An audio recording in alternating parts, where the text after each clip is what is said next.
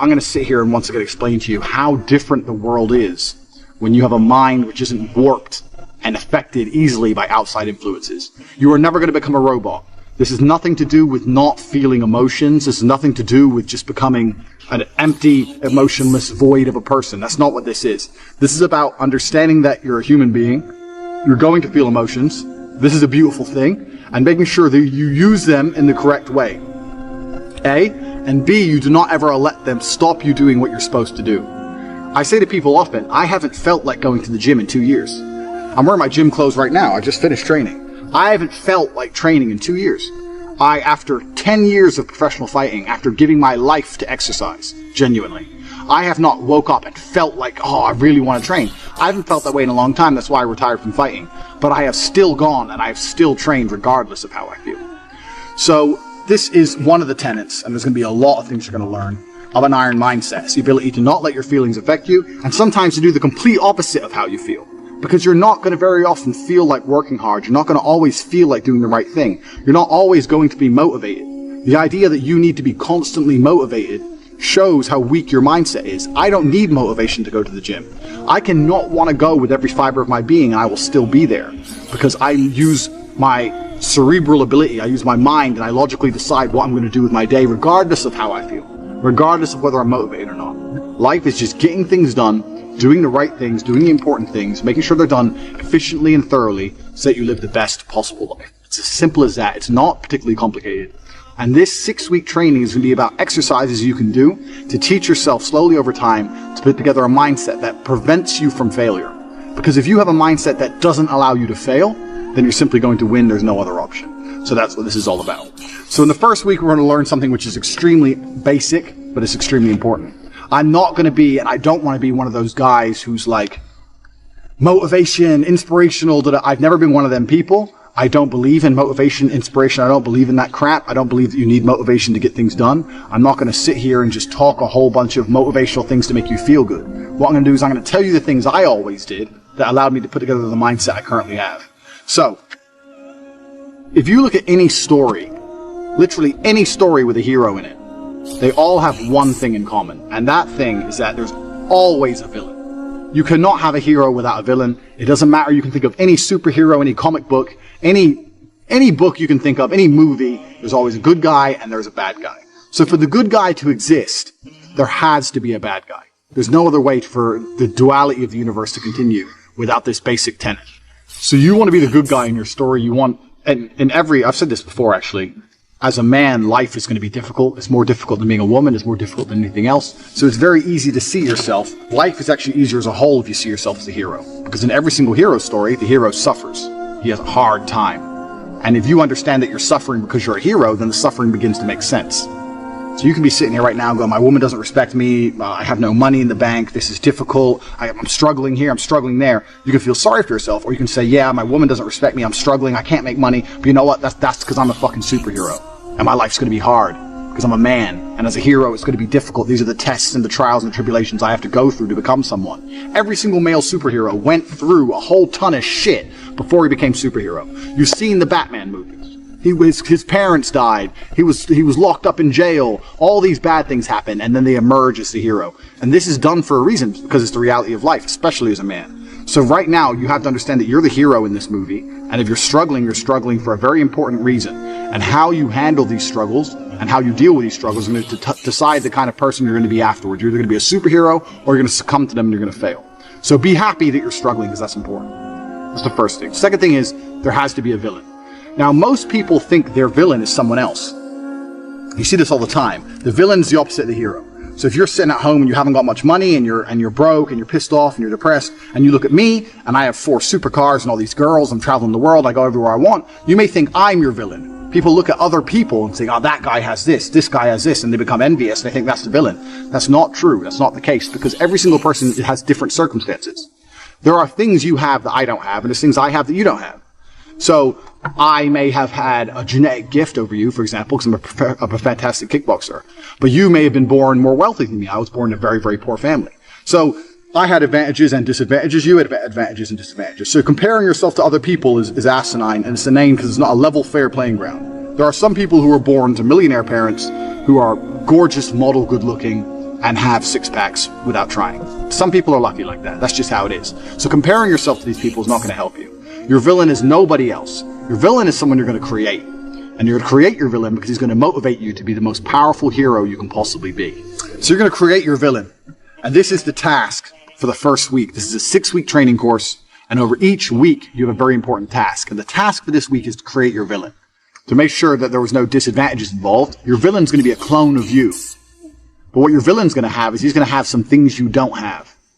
And your villain is going to be the person who basically, without requirement for motivation, without being, no matter how he feels that day, no matter how stressed he is from work, regardless of what happens to him, your villain's going to be the guy who always does exactly what he wants to do. So your villain's going to be the guy who goes to the gym regardless of how he feels.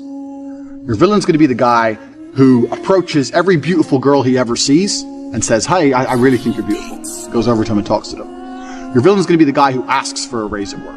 Your villain's going to be the guy who does everything he wants, regardless of how he feels, regardless if he's not motivated or not, regardless if he's shy to talk to that girl or people are watching or his ankle hurts, he doesn't want to go to the gym, whatever.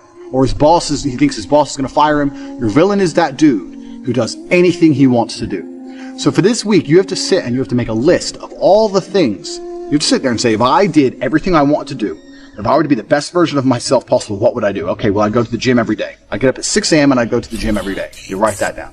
I'd approach every beautiful girl I ever see and I'd introduce myself and try and get their Instagram or their number. You'd write that down. For example, I'd start a side business. Even though I don't know anything about it, I'd learn how to make websites. My villain's the kind of guy who would sit there and he'd learn how to do it by himself and he'd start his own online business. Write that down. My villain's the kind of guy who reads really important books. I say I don't have time, but my enemy, this villain, he reads books. He finds time. He doesn't watch TV ever. He doesn't waste time ever. He doesn't eat junk food. He reads books. Writes it down. And you have to make a list. Now this list at first should be easy for you, but then you're going to get to about 7 or 8 things and you're going to stop. No, this list needs to be 25 to 30 points long, minimum, because this is going to become your enemy for the next 6 weeks of training.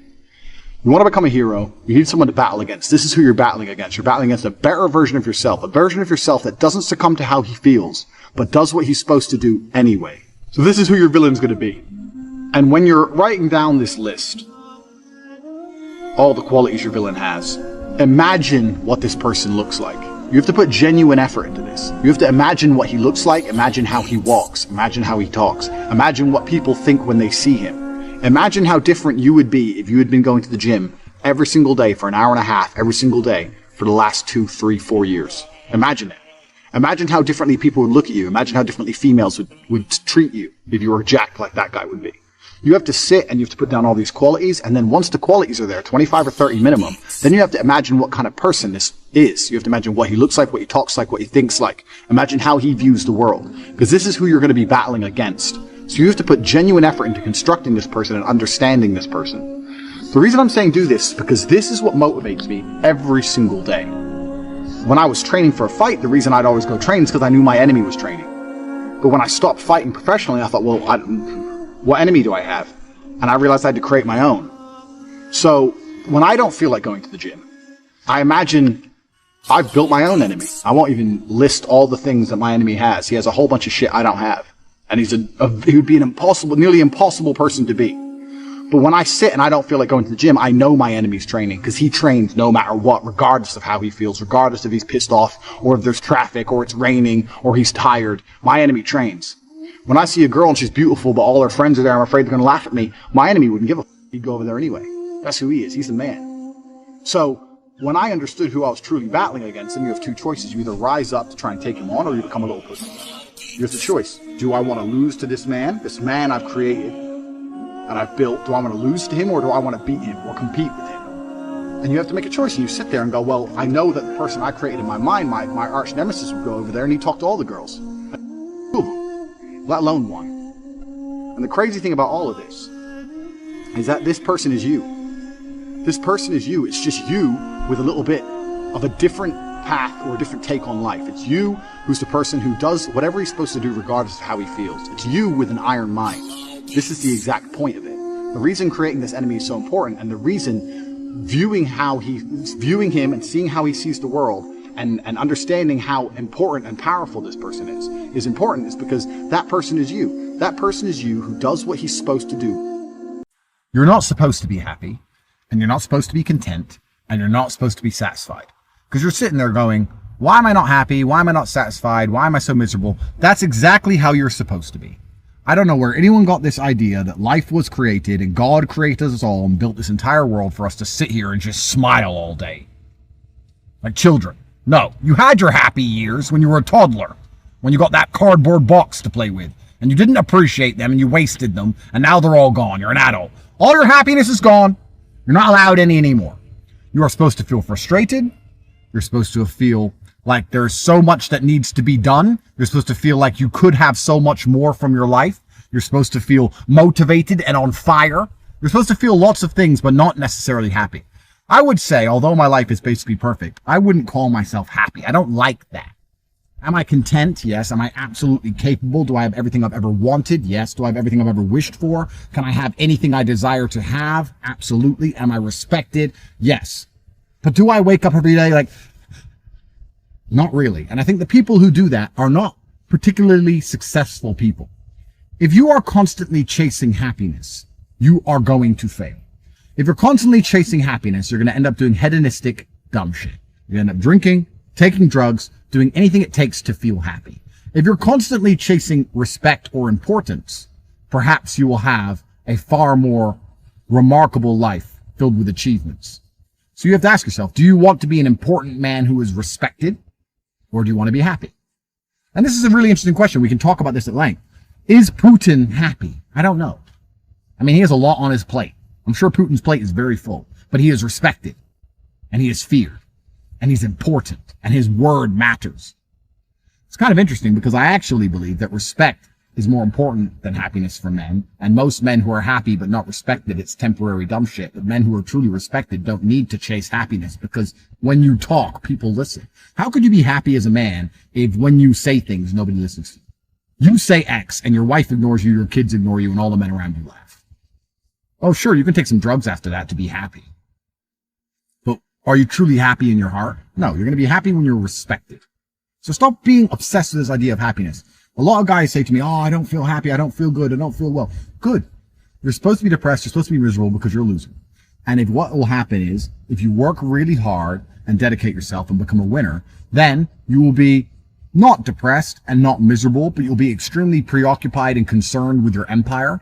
But at least your word will mean something. And never at any point are you going to laugh and giggle like a 2-year-old toddler did. And that's fine because you're not supposed to. Because men who act that way are weird. You find me a guy who turns up on time every time with a miserable look on his face and does his job. That's the kind of guy I want. Doesn't matter if he crashes his car. Doesn't matter if his house gets bombed. It's just another day, another shit sandwich. Got to go to work and get my work done. That's competence. You don't need happiness to be competent. So, happiness is for girls and kids. You're a man. If you don't feel happy, good. You're not supposed to. You're supposed to feel respected. And you're going to do that via competence, masculine achievement, hard work, dedication, and becoming somebody worth respect. What else are we alive for? What's the point in all of this if it's not to leave a positive mark on the world? What's the point of any of it? And what's the point in having children if they're not going to replicate you? Which means you have a duty to your kids to be as fantastic as possible. I can only hope my children are as good as I am, let alone better. Do you understand how important it is for humanity as a whole that there are 10 Andrew Tates in the future? Not one, 10. Do you understand how important that is? I have a duty to them to flawlessly perform. People say to me, Andrew, you should shut up. They're going to put you in jail. If I shut up, I may not go to jail, but then I do not get to propagate my ideals. I do not get to show bravery to my offspring. I do not get to leave a mark on humanity. You think I'm afraid of a fucking jail cell? I'm afraid of eternal insignificance, which is fostered from cowardice, because that is the life most of you men are living. You are too cowardly to do the difficult things which must be done to garner respect from allies and enemies alike, and you are going to be forgotten. You are never going to be remembered. Your sons will never wake up every day thinking, I have to be as good as dad. I have to try harder. This is why I quit drinking. People often ask me, Andrew, why'd you quit drinking? Because I have things to do now. When I was younger, the world was a very different place. 10, 15 years ago, the entire world was different than it is now. I don't feel like I've gotten older. I feel like the world has actually genuinely changed. And now we're in an age where the oncoming enslavement is so palatable. You can feel it, you can smell it, you can touch it. All you can possibly be doing is preparing for war. I'm a billionaire with unlimited finance who can do anything. And I spend most of my day training, making money, and educating my sons on how difficult their life's going to be. You have a lot less money and resource and capability and fame and knowledge and intellect than me. What are you doing with your time? You should be dedicating even more time to these things than I am. What are you doing with your time? Be honest. Going to the bar. Whoa, a girl! You're always going to feel empty until you just admit what you really want. And the beauty of it is, you can't believe that these things are owed to you, because they're not. The beauty about it is these things must be earned. People say women are ruined and feminism's destroyed them. It's true. Women are ruined to the point that their standards are now much higher. You can get a woman who will dedicate her life to you and trust you completely, but you have to be that guy. And you can make money, and you have to be that guy. And you can be feared by your enemies, but you have to be that guy. Things have changed. The difficulty has been turned up. The winners will get higher scores than ever before. The losers will be decimated in real time. The Western world is collapsing. Slavery is coming for everybody. And you need to at least be perspicacious enough to see all of this coming and indefatigable enough to work endlessly to do your best to resist. And your primary objective should be to have enough sons who will go into history and become fantastic enough for them to discuss who their father was. My father is still talked about every single day somewhere on the internet, not only because of his achievements, but because of who I am. The most common question I get asked by men is, why am I unhappy? And the answer isn't an answer they like, and I'm going to tell you all one more time why you feel empty and unhappy inside. It's because you deserve it. It's because you're a loser. It's because you haven't tried hard enough. It's because you're not significant enough. Because that hole in your heart will never be filled by the garbage and asinine bullshit you're doing with your life. Because nobody respects you and women don't pine after you. You don't have endless children from endless supermodels. You haven't achieved enough. Your name isn't respected. You're a fucking nobody. If I was you, I'd be unhappy too. And you deserve that unhappiness. And that unhappiness should be endless fire and motivation for you to do whatever it takes to get ahead. If I am outworking you and I'm already at the top of the mountain, how do you expect to ever get up here? At the absolute highest echelons of human achievement, I am still outworking you. I am not distracted by the things you're distracted by. I've got a huge head start. And if you ever want to feel truly content in your heart, if you ever want to look in the mirror and understand no matter what they do to me, if they put me in jail, if they attack me online, if they lie about me, if the BBC prints bullshit, if they matrix attack me, if they take my money, no matter what they do to me, I'm still that guy. It's only going to be achieved via hard work.